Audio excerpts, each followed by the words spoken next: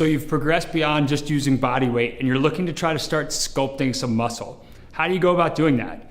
Well, now's when we start using external resistance. We're gonna start with just small dumbbells. The key to toning and sculpting is to use low weights and high repetitions. Again, form is very important. Do the exercise correctly and do it repeatedly and you'll start to build muscles.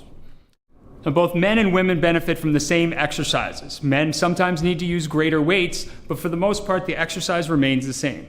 We're gonna start with simply a lateral raise. So this is taking the weights from a side position, and you're going to raise your arms out to the side equal to shoulder height, under control with the arms straight, and then lower back down to the hips.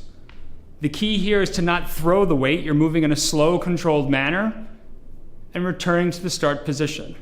This is gonna help sculpt those shoulders that are gonna look great if you're a woman in a strapless chest, or if you're a guy, give you that nice broad-shouldered look when you're wearing that blazer at the holidays.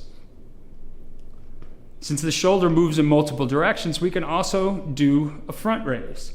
From the same start position, now we're just gonna raise those arms straight up in front, and again, lower to the start position. Slow, controlled motion is what is necessary.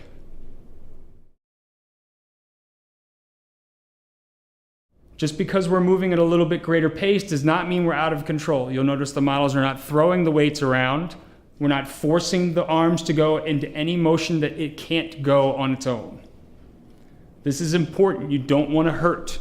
Joints like the shoulders and hips that have greater range of motion also have greater risk of injury.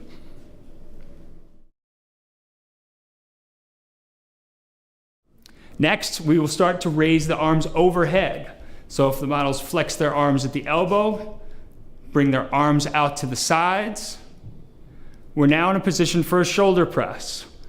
Starting from this down position, they will extend the arms straight overhead to a full extension and then return to the start position. Again, slow and steady, multiple repetitions.